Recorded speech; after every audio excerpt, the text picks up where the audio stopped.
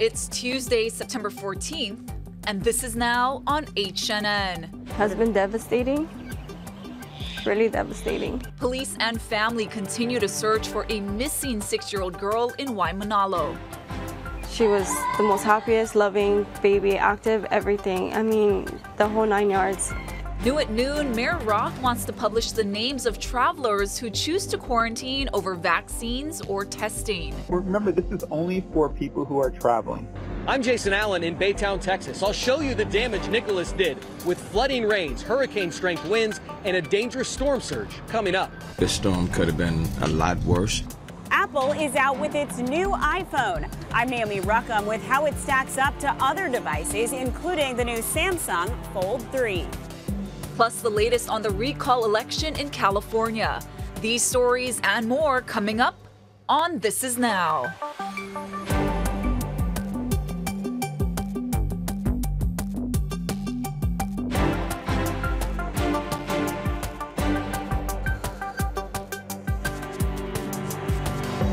Good afternoon. Thank you for watching. This Is Now on this Tuesday. You got Jonathan and Ashley here coming to you from the HNN Digital Center.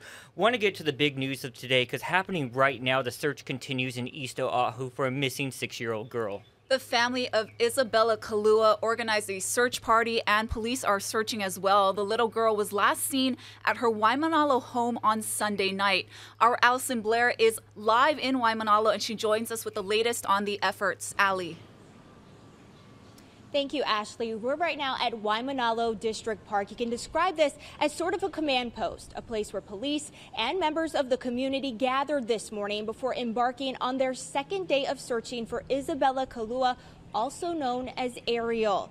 Now, this was some video we captured about 10 o'clock this morning. Dozens of people, including off-duty and retired first responders, met with the little girl's loved ones before breaking up into groups to canvass Waimanalo. HPD is also continuing its search today. A spokesperson wouldn't tell us exactly where they're focused, only that the search locations are determined through investigation.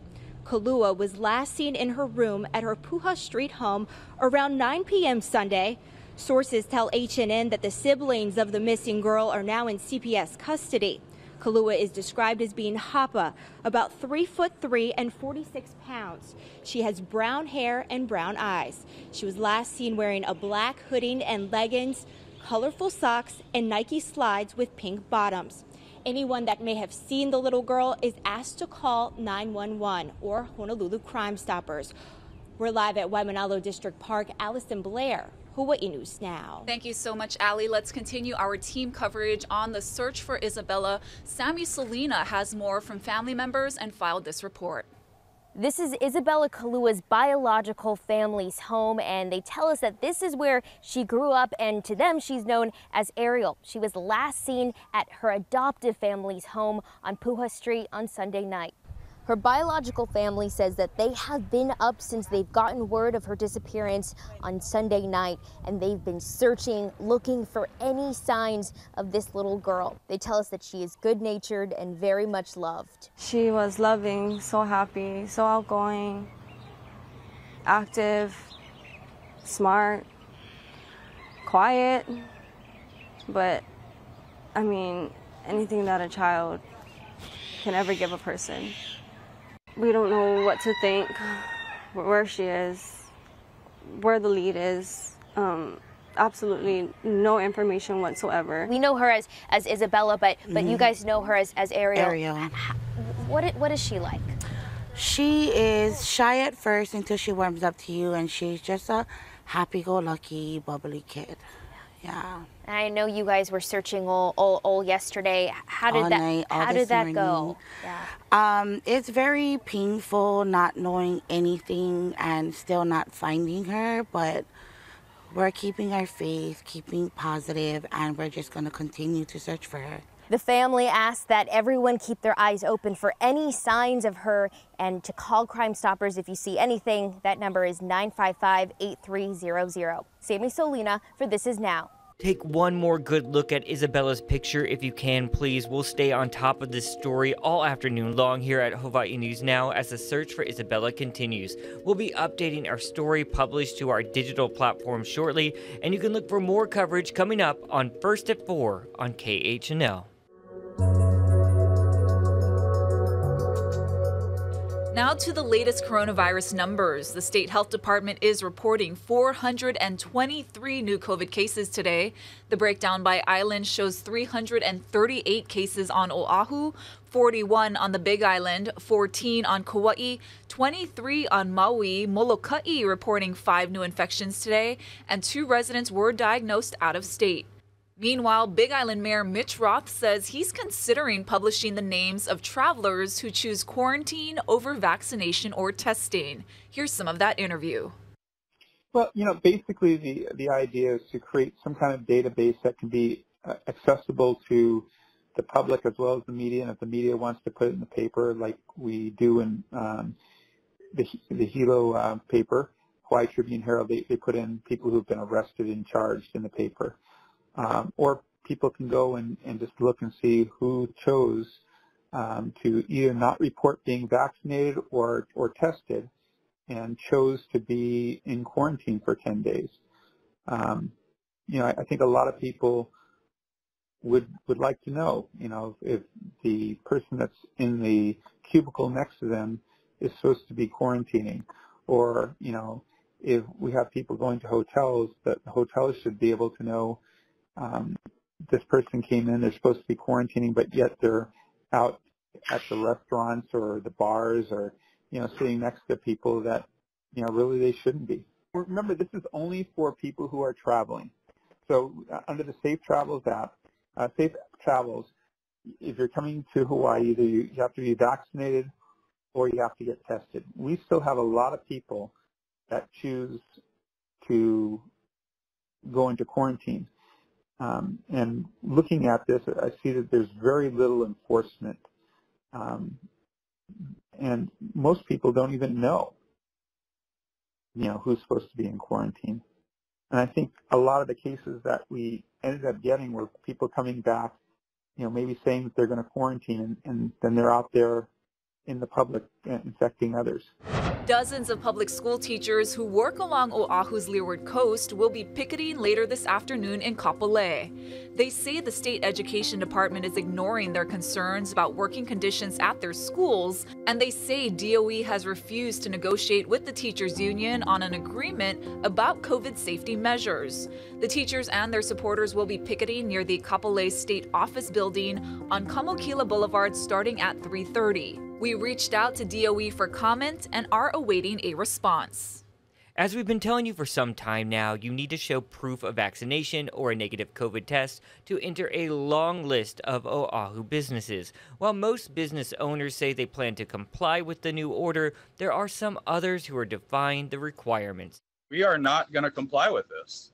We are not going to discriminate against customers. Donald Moriarty is the owner of Donner Shack in Chinatown. He has been an outspoken critic of the government mandates issued during the pandemic. Follow the mandates, and you'll lose your business eventually based on your less than 50% customer turnout. I don't think we should be pushing that on people. I think it's up to the person. If I'm supposed to run out of the kitchen as a chef and ask customers to show their credentials and all, that feels really not right at all. Let's get to some developing news right now. California's recall election day is happening now. Polls close in less than 2 hours. Voters there are deciding whether Governor Gavin Newsom will keep his job or not. Let's turn it over to Nichelle Medina with the very latest. Hands down, he's just going to remain in office? I sure hope so. I don't feel like California is going the direction that it should be going.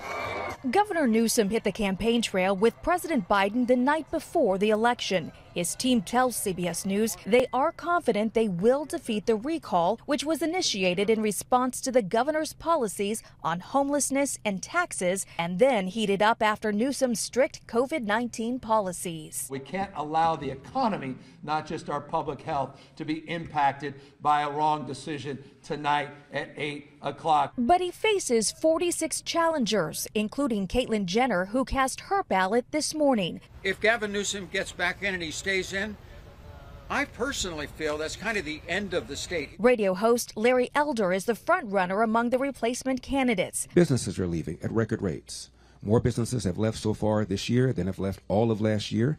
Under recall rules, the majority of voters must vote yes to oust Governor Newsom. If that happens, the top vote getter among challengers will become governor. With more than 8 million mail-in ballots already cast in this election, Republicans have already begun to raise questions over voter fraud. Former President Donald Trump said in a statement today, the recall election is, quote, totally rigged. Larry Elder has launched a website encouraging his supporters to report allegations. Nichelle Medina, CBS News, Los Angeles. More than 8 million people across 2 Chinese cities will be forced to undergo COVID testing due to an outbreak fueled by the Delta variant. There have been at least 102 cases reported across Fujian province since last Friday. Among those infected are 30 children under the age of 10. State media says it's the first resurgence of COVID through schools. New lockdowns were imposed on Monday on affected residential neighborhoods. The outbreak comes ahead of next week's Mid-Autumn Festival. And Russian President Vladimir Putin is in quarantine after several people in his inner circle tested positive for the virus. A statement from the Kremlin issued today adds that Putin, who is vaccinated, has tested negative so far. The news came just hours after Putin met with Syrian President Bashar Assad in Moscow. In the United Kingdom, Prime Minister Boris Johnson said today his government is monitoring the COVID situation ahead of the booster program. Johnson said England will stick with its current strategy of relying on vaccines in a bid to avoid reimposing restrictions on daily life in autumn and winter. He explained why he wasn't going to give details about future measures. We will keep further measures in reserve. Plan B. We do not see the need now to proceed, for instance, with mandatory certification, but will continue to work with the many businesses that are getting ready such a scheme. Indeed, over 200 events have already used COVID certification voluntarily. And it's just not sensible to rule out completely this kind of option now, when we must face the fact that it might still make the difference between keeping businesses open at full capacity or not. And that was Boris Johnson speaking there, the Prime Minister of the UK. We got some sad entertainment news to pass along now. Saturday Night Live alum Norm Macdonald passed away after a 9-year battle with cancer. Macdonald, who was born in Quebec City in Canada, started in entertainment as a stand-up comedian. He found work as a writer for the sitcom Roseanne, then got a job as a writer and cast member on SNL, where he anchored the popular segment Weekend Update.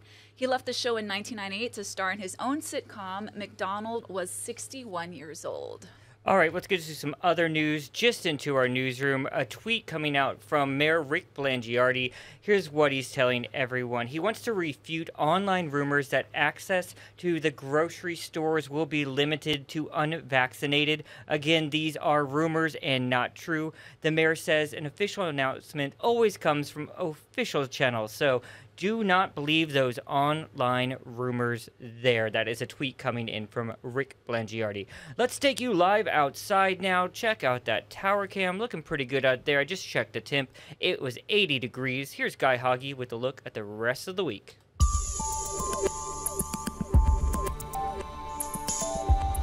Aloha on this Tuesday. We've got some scattered showers moving into the central part of the state, especially damp for the windward sides of Maui and Oahu this morning. Drier conditions expected for leeward sides by the middle of the day. And those trade winds will be running nice and steady today from Maui to Kauai, about 10 to 20 miles an hour. Lighter winds, of course, over in Kailua Kona. So it's going to be a typical trading weather day. Damp to start for the windward sides, especially drier by the middle part of the day, if not sooner. And those trade-ins helping to keep humidity levels comfortable. Still, though, high temperatures will run into the upper 80s.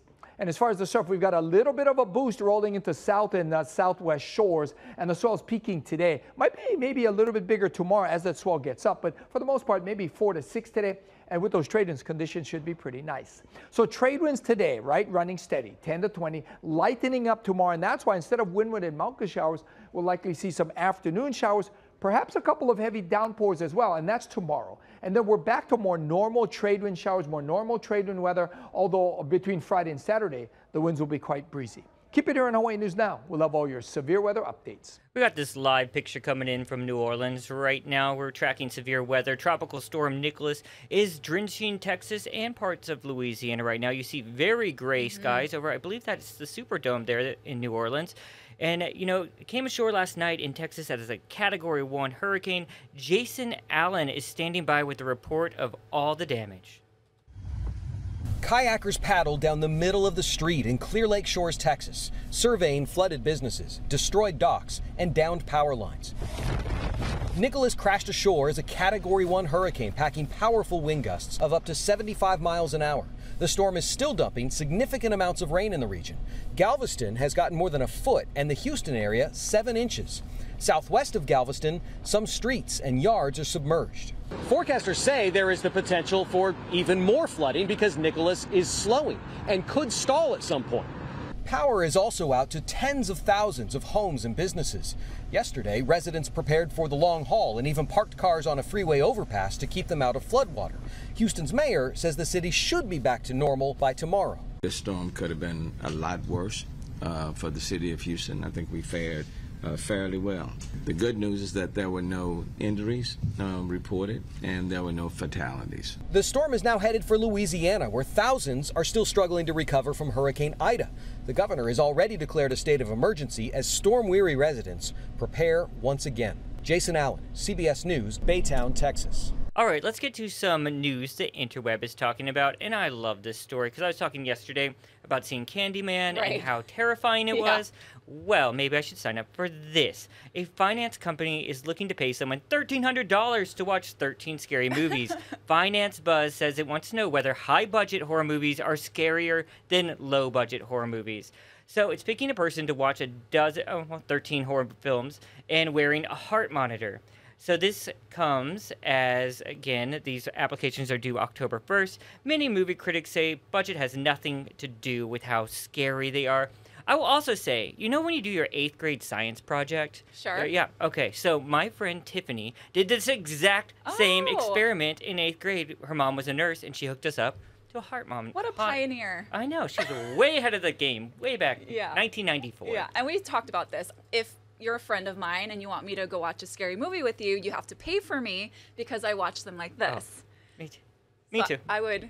You too? How would you do this job? I'm terrified of him. Like I said, Candyman freaked me out. That's why we're going to get tickets to Tammy Faye, which comes out next week. It seems like a good movie. Sounds good. Nice bioflick. The next story, apparently this is from the feeds of things I don't like. So peanut lovers, listen up. You can win a stay in Planters Nutmobile. The 26-foot-long Peanut on Wheels is now located on a waterfront property in Minnesota. So it costs $3.59 to rent. That's the same price as a jar of Planters peanuts. But there's only a single booking for a 2-night stay in the giant peanut. So the winner will also get $1,500 in a travel stipend and, of course, plenty of peanuts. So to enter, visit MrPeanutInANutshell.com. Very cute, but it would not do well for your allergic reaction you would probably have just there. Looking at this picture makes me itchy. Yeah.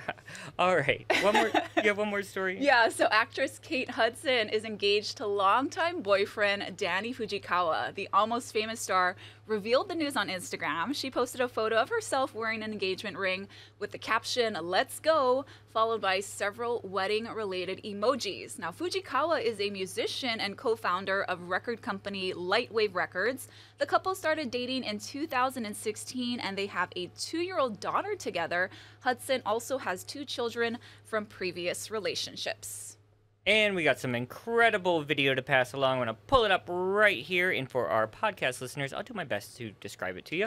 Check this out. An incredibly rare sight captured off the coast of Australia. A megapod of humpback whales. More than 100 strong. Yeah, that's really cool. This is south of New South Wales. A tour company was leading training exercise when the whales appeared, slapping their tails in the water and herding fish in a frenzy.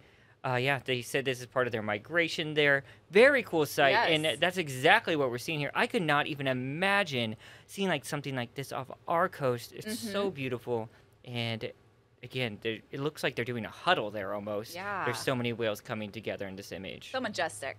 I love it. I love it. Big tech news coming out today. Yeah, so Apple released a number of new devices today, including a new iPad and an Apple Watch, but the most anticipated item is the new iPhone. Naomi Ruckham shows us the latest tech.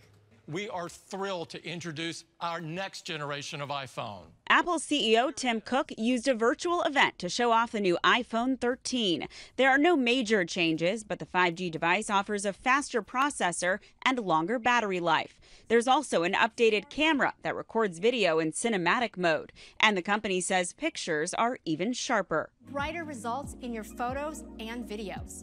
How big are iPhone sales for the company? The iPhone is still Apple's most important product, right? It represents about half of the company's revenue. CNET's Ian Scher says the camera has become a huge selling point for all smartphone companies. The features we've seen in the last few years are built around being able to take better photos, being able to take photos that look very professional. Apple's main competitor in smartphone sales is Samsung. Last month, the company revealed its latest version of the Galaxy phone, which unfolds into a larger device.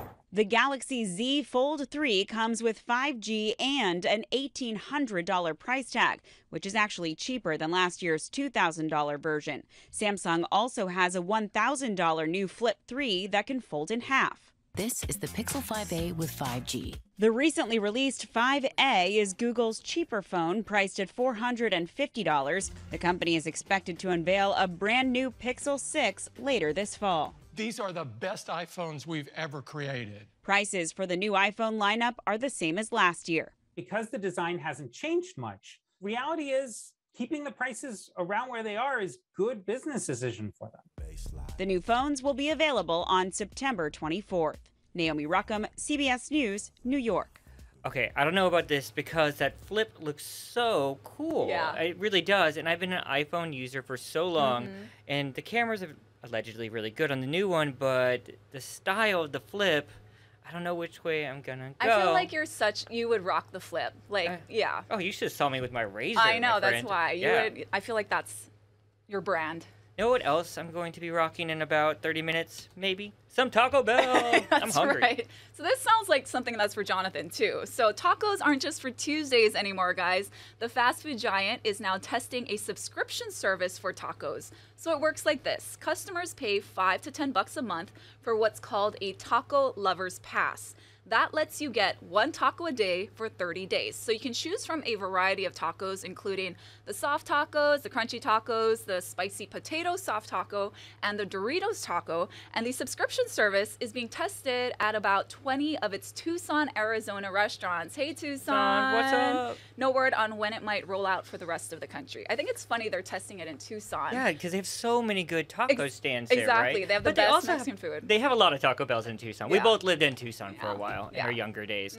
You guys, real quick, we got to give a very special happy birthday shout out to Lou Conter. Yay. Yes, yep. He is one of the last remaining survivors of the USS Arizona. Conter turned 100 years old yesterday at his hometown in Grass Valley, California. I had the pleasure of interviewing him a few years back at Pearl Harbor, and what an amazingly sharp man. And that's something I miss at Pearl Harbor is you remember when you used to leave the gates and you could talk to a World War II veterans? One of the coolest exhibits I've ever seen at any sort of historical memorial, monument, or marker. Happy birthday. Yeah, you guys, that's going to do it for This Is Now on this Tuesday. Is it only Tuesday? It is. Yep, okay. As you saw, we had a lot of news, and Ashley's going to update you at First at 4 on KHNL.